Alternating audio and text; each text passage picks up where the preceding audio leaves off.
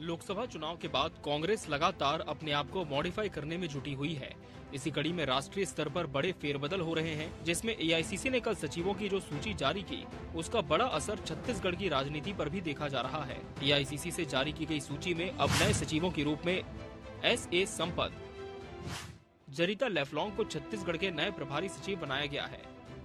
वहीं छत्तीसगढ़ से ही 2 नेताओं को दूसरे प्रदेशों का प्रभारी सचिव बनाया गया है, जिसमें राजेश तिवारी को उत्तर प्रदेश का प्रभारी सचिव बनाया गया है। देवेंद्र यादव को बिहार का प्रभारी सचिव बनाया गया। वहीं छत्तीसगढ़ के विकास उपाध्याय और पारस चोपड़ा को ड्रॉप किया गया है। फिलहाल नई नियुक्ति के बाद कांग्रेस उत्साहित है और राष्ट्रीय स्तर पर प्रतिनिधित्व मिलने की बात कह रही है। अभी सिर्फ भारतीय जनता पार्टी के षड्यंत्र का शिकार हुई है। वो ना कोई अपराधी है। अपराधी कौन है ये भारतीय जनता पार्टी तय नहीं करेगी, ये न्यायालय तय करेगी। भारतीय जनता पार्टी की सरकार सिर्फ अपने पद और सरकार का दुरुपयोग कर कांग्रेस के नेताओं के ऊपर लगातार आपराधिक घटनाएं दर्ज कर रही है। मैं समझता हूं कि जानती है और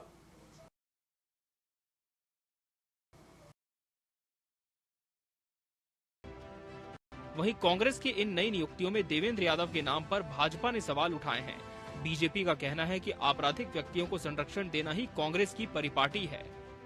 कांग्रेस ने पार्टी के अपराधीकरण को अपने सर्वोच्च स्तर पर ले गई है, साफ तौर पर दिखाई देता है।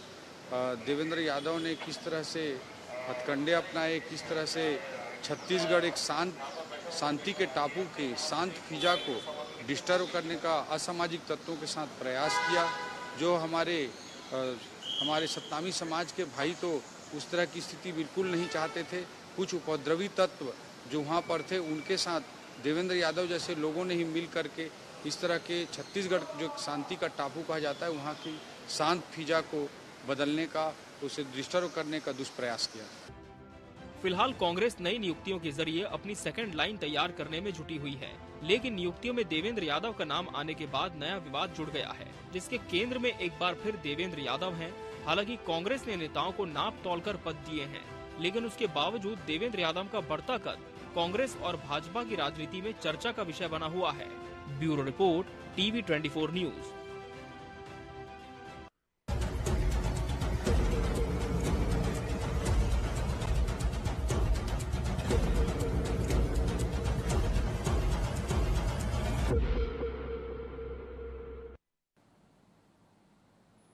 नमस्कार, मैं हूं मोहन तिवारी। आज के मुद्दे में आपका स्वागत है और आज का मुद्दा हमारा आधारित है छत्तीसगढ़ में कांग्रेस के नए सचिवों की अब एंट्री होगी। एआईसीसी ने जो अपनी सचिवों की सूची जारी की है, उसमें नए सचिव अब छत्तीसगढ़ में संगठन की कमान संभालते हुए दिखाई देंगे। लेकिन इसके साथ ही छत्तीसगढ़ के 2 नेताओं को बाहर सचिव बनाकर भी भेजा गया, जिसमें राजेश तिवारी तो पुराने थे, वो पहले से कमान संभाल रहे थे उत्तर प्रदेश की। लेकिन अब जो नई नियुक्ति हुई है, जिसने सबको चौंकाया है, वो है देवेंद्र यादव।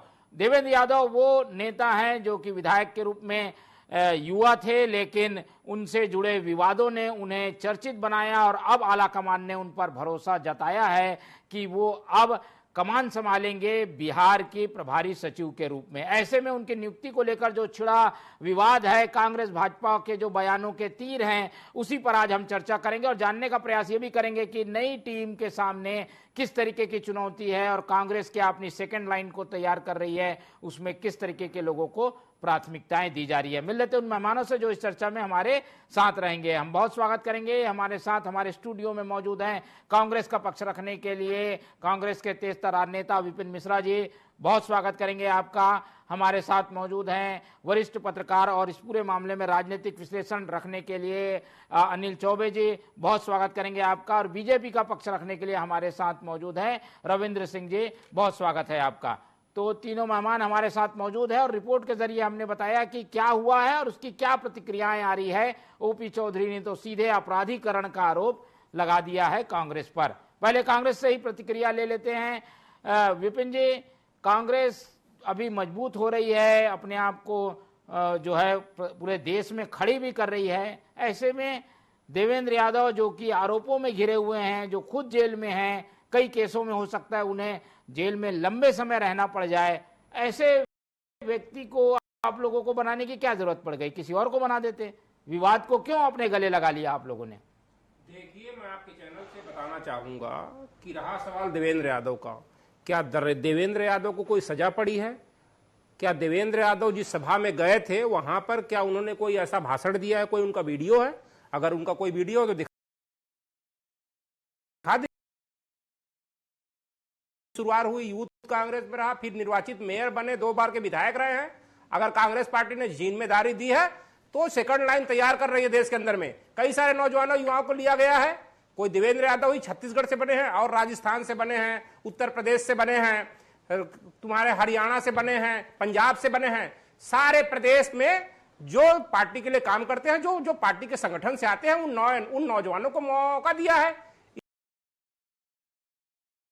इसमें कौन सी बड़ी बात है? जो काम करेगा पार्टी के लिए उसको पार्टी में मौका दिया जाएगा। इसी का नतीजा है कि देवेंद्र यादव जी को बिहार का सह प्रभारी बनाया गया है।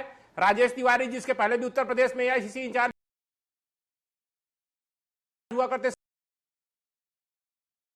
भारतीय जनता पार्टी पहले अपने गिरेबान में छाप के दे नहीं लेकिन सवाल ये उठता है कि राजनीति को स्वच्छ रखना है। ऐसे लोग हम देखते थे कि पहले कोई आरोप लग जाता था तो उनको तो पद खुद वो छोड़ देते थे। आडवाणी जी हमने देखा, विद्याचरण देखा, उनका डायरी में नाम आ गया, उन्होंने इस्तीफा दे दिया। अब तो आप लोग खोज खोज के जो जेल में हैं उनको पद दे रहे हैं, इसलिए ये सवाल उठ रहा है। देखिए, जेल में आपको कारागार में है वो सेकेंडरी मैटर है। क्या क्या क्या दोष सिद्ध हुआ है? अगर मान लो किसी को जबरदस्ती, शासन प्रशासन जिसकी सरकार होती उससे बड़ा गुंडा कौन होता प्रदेश के अंदर में? आज भारतीय जनता पार्टी की सरकार है, ये गुंडागर्दी कर रहे हैं, जबरदस्ती किसी निर्दोष व्यक्ति को जेल में कारागार में भेज रहे हैं। क्या न्याय संगत है? न्याय संगत नहीं है। भारतीय जनता पार्टी खाली और खाली दबाने के काम कर रही है। लेकिन एक चीज बता दे रहा हूं आपको मैं, अगर किसी व्यक्ति को ज्यादा दबाने की कोशिश किया जाता है तो व्यक्ति दुगने ताकत से उस परिस्थिति में अपने आप को स्थापित करता है। और आप देख लीजिए, बहुत सारे उदाहरण हैं। मैं ज्यादा कुछ नहीं कहूंगा आपके चैनल के माध्यम से। भारतीय जनता पार्टी पहले अपने गिराबान में झांक के देख ले। ठीक है, चलिए इंटरनल मामला है और सवाल जो उठ रहे हैं उस पर भी ये सवाल है कि आखिर बीजेपी को क्या लेना देना, उनके यहाँ नियुक्ति कौन कर रहा है, कौन हो रहा है।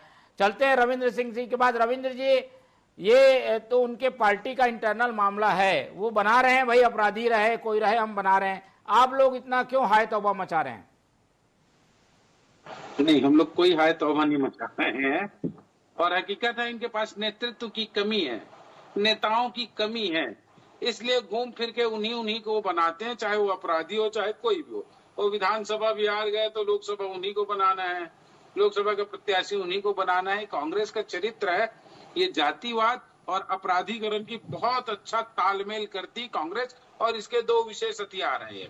सबसे बड़ी बात है, देवेंद्र यादव के लिए अभी कांग्रेस के जो अध्यक्ष है दीपक बैज और हमारे अभी प्रवक्ता जी बैठे हुए हैं, दोनों ने कह दिया निर्दोष व्यक्ति को क्यों ये कर लिया। और थोड़ी देर पहले दीपक बैज जी बोल रहे थे न्यायालय को अपना काम करने दो, भारतीय जनता पार्टी थोड़ी तय करेगी। तो आप लोगों ने तय कर लिया कि वो निर्दोष हैं, और उसके बाद भी बोलते हैं न्यायालय तय करेगा, भाजपा तय नहीं करेगी। भाजपा कभी तय नहीं करती, न्यायालय ही तय करती। लेकिन आप लोग कांग्रेस के प्रवक्ता लोग पहले ही तय कर दिए कि देवेंद्र यादव निर्दोष है। अब रही बात जो प्रश्न उठा रहे थे कांग्रेस के प्रवक्ता, उनका वीडियो है, कोर्ट में प्रस्तुत किया गया है। भड़काऊ भाषण देने का और 4 प्रकार की चीजों का पुलिस ने कर दिया, इसीलिए उसकी जमानत को जो वो है हिरासत की अवधि बढ़ते जा रही है। यदि सबूत नहीं होते तो नहीं होता। तो कांग्रेस के लोग अभी से उसको निर्दोष साबित करेंगे और दुनिया भर का इनका काम हो सकता। भारतीय जनता पार्टी के बारे में बोल रहे थे बार बार कि अपने तरफ देखे। अभी झारखंड में चुनाव के लिए भारतीय जनता पार्टी के कार्यकर्ता गए, तो यही कांग्रेस चिक चिक के कह रही थी कल कि क्यों गए हैं उन। ठीक है, चलिए रविंद्र जी, आवाज मिल पा रही है? रविंद्र जी, जी बिल्कुल आ रही, बोलिए। जी आवाज। तो हमारे अंदरूनी मामले पे हम चुनाव की तैयारी करने के लिए झारखंड जा रहे हैं, तो कांग्रेस में हाय तौबा मच गया था। और ये आपराधिक चरित्र के व्यक्तियों को बना दे, हम उस पर प्रश्न उठाते हैं तो इनको गैर वाजिब लगता है। मैं बोला ना, कांग्रेस का चरित्र यही है, अपराध और जातिवाद। अब पूरा देख लीजिए, इनके संस्कार वही है। मैं फिर कह रहा हूँ, राजनीति सुचिता मांगती है। आपने 2-3 उदाहरण दे दिया था मोहन जी, मैं उसका बिल्कुल स्वागत करता हूं, लेकिन कांग्रेस कभी भी इस बात को स्वीकार नहीं करेगी। उन्हें अपराध अच्छा लगता है और क्या कहते हैं, वो बोल रहे हैं सेकंड लाइन के लोगों को खड़े कर रहे हैं, तो कांग्रेस कम से कम चलो सेकंड लाइन में तो आई।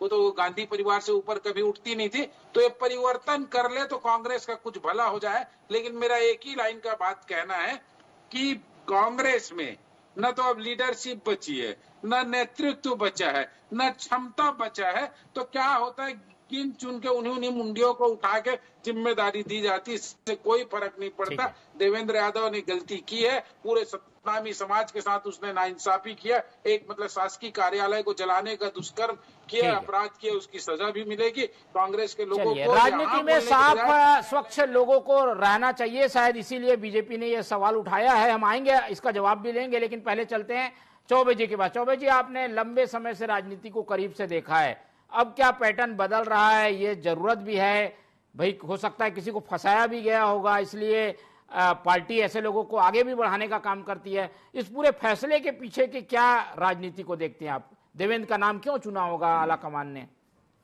देखिए, इसकी थोड़ा पृष्ठभूमि में पीछे जाना चाहूंगा।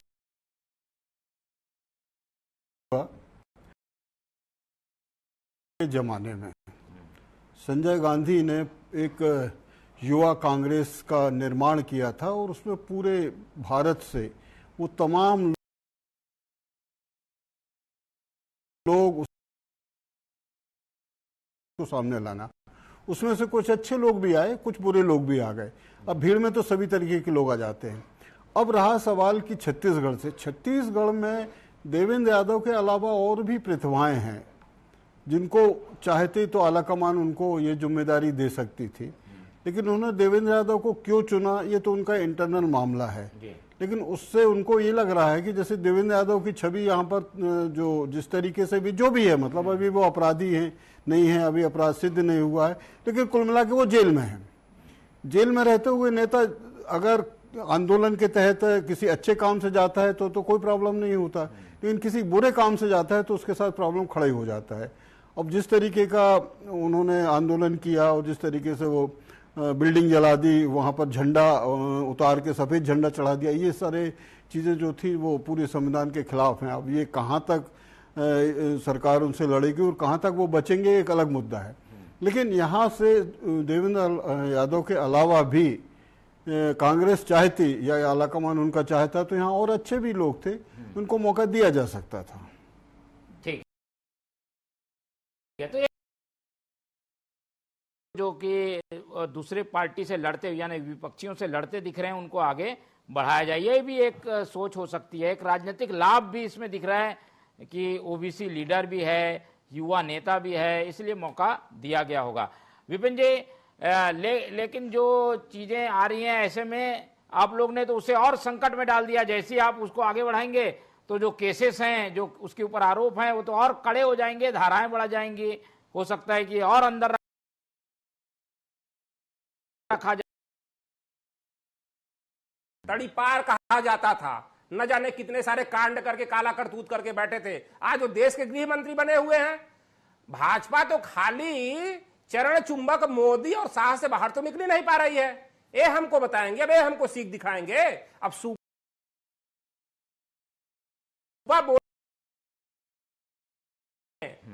भाई अगर किसी नौजवान, भाई केस सिद्ध हुआ है क्या?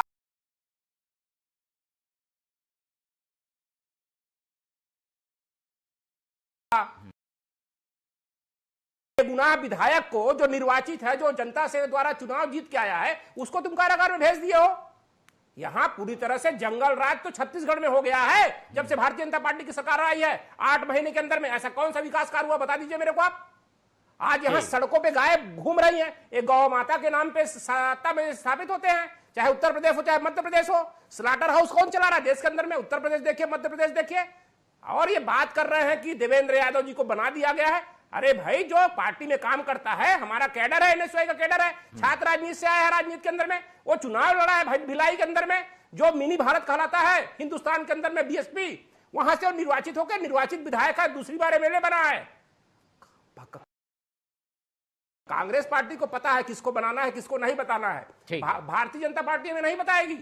ठीक है, लेकिन ये सवाल ये उठ रहा है कि देवेंद्र जब बने हैं तो कुछ लोग ड्रॉप भी हुए हैं। हम देख रहे हैं कि वरिष्ठ जो है राजनीति पारस चोपड़ा ड्रॉप हो गए, विकास उपाध्याय ड्रॉप हो गए।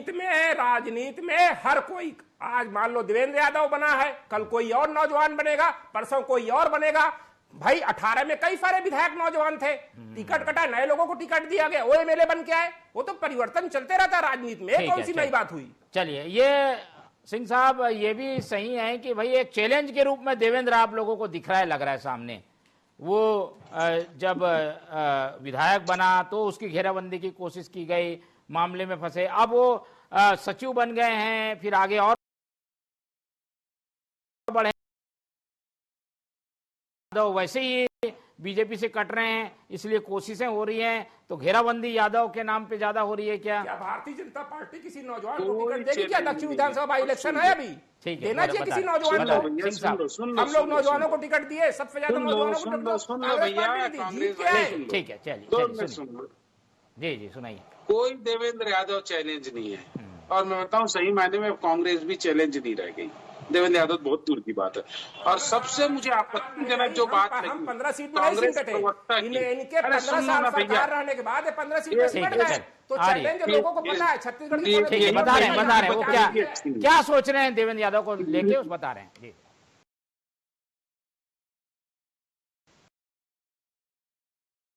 सरकार से बड़ा कोई गुंडा नहीं होता, ये कांग्रेस का चरित्र है। ये विपिन मिश्रा अभी बैठ के बोल रहे थे, सरकार से बड़ा कोई गुंडा नहीं होता। अरे लोकतंत्र में जनता के द्वारा निर्वाचित जनता की सेवा के लिए सरकार जो उसके ऊपर धाराएं लगा रहे हैं। सुन तो लीजिए पहले, इससे बड़ा दुर्भाग्यजनक कुछ होगा क्या? इससे बड़ा तो भूपेश बघेल की सरकार सबसे बड़ी गुंडी सरकार रही होगी, ये जब कह रहे हैं तो। और दुनियादारी का अमित शाह जी के बारे में बोल रहे थे, अमित शाह जी के ऊपर अपराध सिद्ध नहीं हुआ, न्यायालय से छूट गए, तो अब तो बोलने का अधिकार नहीं रहा। वो बकायदा क्या कहते हैं, उत्तर प्रदेश में जाके अपना समय काटे, जैसा न्यायालय ने कहा था। और न्यायालय से दोष हो गया है क्या? न्यायालय हमारे विधायक ऊपर अपराध सिद्ध हुआ है क्या? और ये बीच में टोकना बंद करवाइए मोहन दिया। ठीक है, चलिए, पहले तो टोकना बंद कर दिया अपनी बात। यदि इतना ही आपको आपत्ति है ना, तो भूपेश बघेल फर्जी सीडी कांड में जमानत पे रिहा थे, जमानत पे। आपके भूपेश बघेल सीबीआई कोर्ट से भूल गए और उसको मुख्यमंत्री बनाया। बहुत ज्यादा हिंदू की बात करते हैं, कश्मीर के अंदर में कैसा सरकार बनाते हैं, और कहते हैं जब हम शर्मिंदा है तेरे का है। आज के अंदर में विपिन जी वो थे, बेल पे थे, जमानत पे थे, भारतीय जनता पार्टी खाली और खाली धर्म के नाम पे राजनीति कर रही है, जो हिंदुस्तान की आवाम है, हिंदुस्तान की जनता समझ गई है। आज का विषय नहीं है विपिन जी, आज उस पर बात नहीं है, आज अपराधीकरण है क्या राजनीति में, इस पे बात हो रही है। जी रविंद्र जी। भाई मैं ये कह रहा हूँ, जब ये बोल रहे थे मैं सुन रहा था, मैं कह रहा हूँ ये सुने तो। आप अमित शाह जी के बारे में बोल रहे थे, आप भूपेश बघेल का उदाहरण ही देख लीजिएगा। अब दूसरी बात जो आप बोल रहे थे, क्या कहते हैं सरकार ने क्या विकास कार्य किया, क्या विकास कार्य नहीं किया, मत बताइए। आपने जो विकास कार्य किया था छत्तीसगढ़ की जनता ने नकार दिया। अब मैं गिनाने भी नहीं बैठूंगा, विषय अलग है कि महतारी वंदन में हमने दे दिया 3100 रुपया में धान खरीद लिया, 2 वर्ष का बोनस दे दिया। अब वो दुनिया भर का गिनाने का मेरे पास विषय नहीं है अभी। आप कम से कम बोल रहे हैं 8 महीने का भी सरकार है, आप आराम करिए, थोड़ा बैठिए और सरकार को अपना काम करने दीजिए। ना आप हमसे सीखिए, ना हम आपको सिखाने जाएंगे। सबकी अपना अपना चरित्र, और उसी के कारण हम इस छत्तीसगढ़ में 4थी बार सरकार में आए। एक बार आप आए थे धोखे से, आप बाहर कर दिए गए हो। मेरा कहना है भैया, राजनीति सुचिताकरण मांगती है, राजनीति अपराध से मुक्त भी मांगती है। इन पर गंभीर आरोप है, जैसे कि हमारे वरिष्ठ पत्रकार अनिल चौबे जी ने एक बहुत गंभीर बात कही, एकदम रिमार्केबल बात है। उन्होंने कहा कि और कोई अपराधी जिसके ऊपर आरोप लगा उसके अलावा नहीं था क्या कांग्रेस में जिसको बना सकते थे? और बहुत सारे नेता होंगे। इन्हीं तरह के अपराधियों को क्यों बताना चाहिए इनको? और कोई जनप्रतिनिधि बन गए तो एक बार 2 बार तो उन्हें अपराध करने की छूट नहीं मिल गई। विपिन मिश्रा जी ये भी सुन लीजिए, देवेंद्र यादव जी 2 बार विधायक बन गए तो उन्हें अपराध से मुक्ति नहीं मिल गई। वो अपना कर्म करेंगे तो उनकी सजा भी मिलेगी। जनप्रतिनिधि होना अलग चीज है और कर्म करना अलग चीज है। उन पर गंभीर आरोप है, बहुत गंभीर आरोप है, और इसीलिए आज डिबेट हो रहा है कि उन पर क्यों। हमको कोई देवेंद्र यादव ना हमारे लिए चुनौती है न कुछ नहीं है, उनमें योग्यता है तो कांग्रेस उसको अपने सर पे बैठाए, हमको कोई आपत्ति नहीं है। बात ये हो रही है कि एक अपराधी चरित्र के व्यक्ति को क्यों बनाया गया। ठीक है, पर पहले का इतिहास ये रहा है कि जो लोग प्रताड़ित होते रहे हैं, जेल जाते रहे हैं, वो नेता भी बनते रहे हैं। छत्तीसगढ़ में तो हमने भूपेश बघेल को भी देख लिया, विजय शर्मा को भी देख लिया। आऊंगा दोनों के पास, लेकिन अब चलते हैं चौबे जी के पास। चौबे जी, एक नारा चलता था कि जब तक चना रहेगा तब तक जेल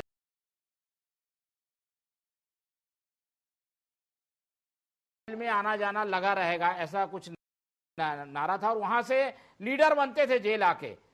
क्या अब फिर से वो पैटर्न आ रहा है क्या इसी कारण से जो लोग जेल चले जा रहे हैं, भले वो सही में अपराधी हो ना हो ये बात की बात है, लेकिन पार्टियां उन्हें आगे बढ़ा रही है। भूपेश बघेल का उदाहरण है, विजय शर्मा का उदाहरण है, और देवेंद्र यादव का भी उदाहरण आ गया है। देखिए, जेल किस कॉज ऑफ एक्शन में जा रहा है आदमी। जेल तो महात्मा गांधी भी गए थे, जवाहरलाल नेहरू भी गए थे, तो वो उनसे इनकी तुलना करना, मतलब आज अगर ये सोचे है राजनीतिक दलों की कि जेल जाने से उनकी टीआरपी बढ़ जाती है, वो बड़े नेता हो जाते हैं, तो फिर वैसे काम करना चाहिए। उनको जनहित के कामों के लिए सड़क पे लड़ाई लड़ना चाहिए। अब जिस तरीके से ये जो बलौदा बाजार कांड हुआ है, जिसमें देवेंद्र यादव को उन्होंने केंद्र में बना लिया है, उनके खिलाफ सारे सबूत इकट्ठे कर लिए हैं। आप एक जनप्रतिनिधि थे, तो आपको कम से कम आगजनी जैसे कामों के लिए तो उकसाना नहीं चाहिए था। मैं कह रहा हूं, पता नहीं उकसाए कि नहीं उकसाए है, लेकिन इल्जाम उन पर वही लग रहा है। तो वहां आप कंट्रोल कर सकते थे। पॉलिटिकली पार्टियां कुछ फायदा देखती हैं कैसे, वो जो भी फैसला हो, जो भी अपराध हो, लेकिन राजनीतिक दल किस ढंग से इस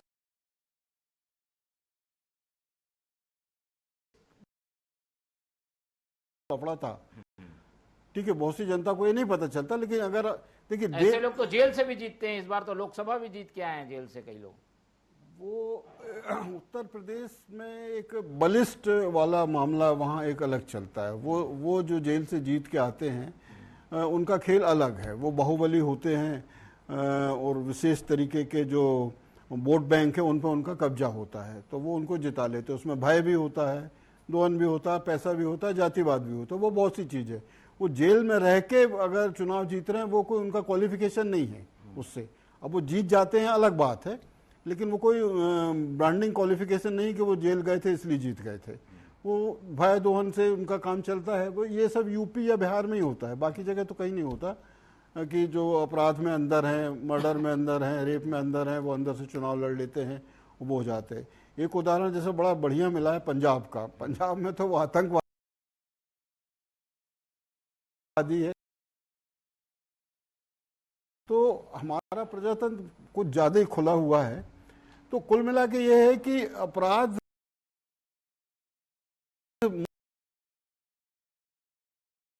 नहीं तो सबसे बड़ा उदाहरण बिहार का लालू यादव है। लालू यादव जिस तरीके से बढ़ा, जिस तरीके से उसकी पार्टी बढ़ी, और आज किस मोड़ पे जाके वो खड़ा हो गया है। दूसरा उदाहरण है उत्तर प्रदेश का। मुलायम सिंह ने किस तरीके से उसको सींचा, अखिलेश यादव क्या कर रहे हैं, अब वो धीरे धीरे वो मुकाम हासिल नहीं कर पाए हैं। लेकिन ये कांग्रेस है या भाजपा है, आज नेशनल पार्टी है, इनको थोड़ा सा इस मामले में अब सोच समझ के चलना चाहिए, क्योंकि ये लंबी दूरी तक चलने वाली पॉलिटिक्स राजनीतिक दल हैं। इनको थोड़ा सा इस सब में भाजपा की ओर चलते हैं। रविंद्र जी, आप लोग अभी सवाल उठा रहे हैं, लेकिन जब विजय शर्मा जी गिरफ्तार हुए थे, आप तो उनके काफी करीबी हैं, उस समय भी उनको भी तो पद में बना के रखा था बीजेपी ने, कोई हटा नहीं दिया था। ऐसे आरोप तो लगते रहते हैं राजनीति में। नहीं, विजय शर्मा जी पर कौन सा मतलब वो अपराध का दर्ज हुआ था, आप मुझे बताएं। जेल गए थे उन ना पर वो क्या भी। कहते हैं, झंडा नहीं, झंडा वाले मामले में जो हुआ था वो कोर्ट से बरी भी हो गए। अब तो कोर्ट से बरी भी नहीं, अब हो गए, उस समय जब आरोप में थे वो बिल्कुल नहीं, प्योर आप देख लीजिए। राजनीति का यदि निकृष्ट उदाहरण था तो कवर्धा का झंडा विवाद था, जहां पर जबरदस्ती का विवाद पैदा किया था। और सरकार जो गुंडा होती बोलते हैं ना, विपिन मिश्रा जी, वो गुंडागर्दी हमने कवर्धा में देखा है। मैं तो वहां गया हूँ, उस घटना का साक्षी रहा हूँ। विजय शर्मा जी का क्या रोल था? वो केवल हिंदुओं को जब मार रहे थे कुछ लोग, उनके लिए उन्होंने पक्ष में खड़ा हुआ था। कभी एक आप उदाहरण बता दीजिए, क्या कहते हैं इनका, देवेंद्र यादव का की सतनामी समाज के विरुद्ध जब आग जलाई जा रही थी बलौदा बाजार में, उसको शांत करने का प्रयास किए हो, कहीं रोकने का प्रयास किए हो तो बता दे देवेंद्र यादव। अपराध की प्रवृत्ति जो है वो इनकी कम और उनकी ज्यादा, ऐसी बातें आ रही है। विपिन जी, ये जो अपराध है ये थोड़ा सामाजिक रूप से अपराध की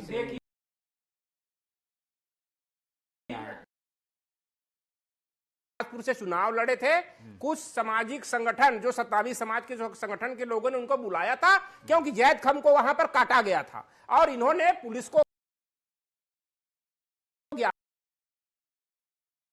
वहां गिराया है।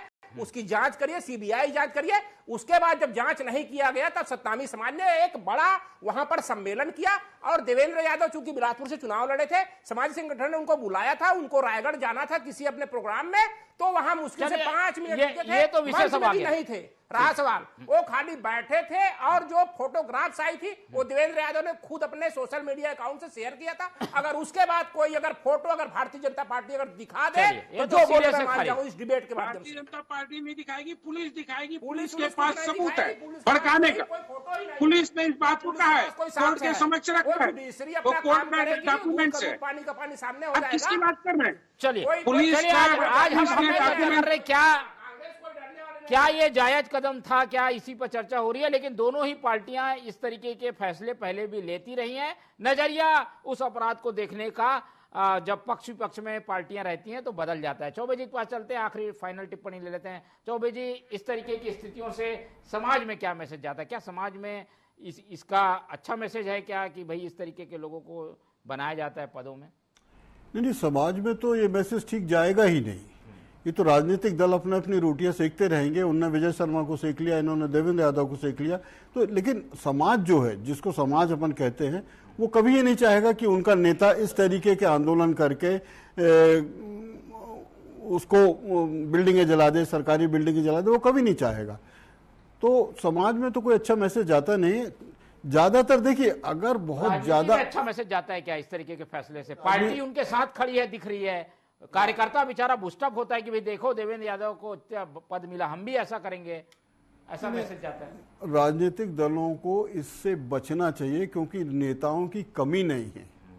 अगर आज देवेंद्र यादव की जगह किसी और को बना देते तो हो सकता है ये डिबेट हो ही नहीं रहा था और ना भाजपा को कुछ कहने को होता। जिस दिन देवेंद्र यादव साफ सुथरे होकर निकल के आ जाए, उनको चीफ मिनिस्टर बना दो ना, क्या दिक्कत हो रही है? उनको अध्यक्ष बना दो। अभी तो चूंकि वो जेल में है और वो तमाम विवादों में है, तो उससे थोड़ा बचना चाहिए। लेकिन आजकल क्या है पॉलिटिक्स में, तो जिसकी लाठी उसी की भैंस चल रही है, तो अब क्या कह सकते हैं। ठीक है, और ये सियासत है, ये कहाँ मानती है। कई उदाहरण हैं दोनों पक्षों के और इसलिए इस तरीके की स्थितियां हमें देखने को मिलेगी। लेकिन अब एक फैसला आ गया है सामने। देवेंद्र यादव इससे नए बड़े कद में बनकर उभरे भी हैं। देखना यह होगा कि वो किस तरीके से राजनीति आगे करते हैं। उनका बहुत धन्यवाद। हमारे साथ विपिन मिश्रा जी थे, उनका बहुत धन्यवाद। और रविंद्र सिंह जी ने अपना समय दिया, उनका भी बहुत बहुत धन्यवाद। तो तीनों मेहमानों का धन्यवाद करते हुए आज की चर्चा ही खत्म करते हैं और आप लोग से रखते हैं उम्मीद कि आप लोग देखते रहेंगे TV24। रखिए अपना बहुत ख्याल। नमस्कार।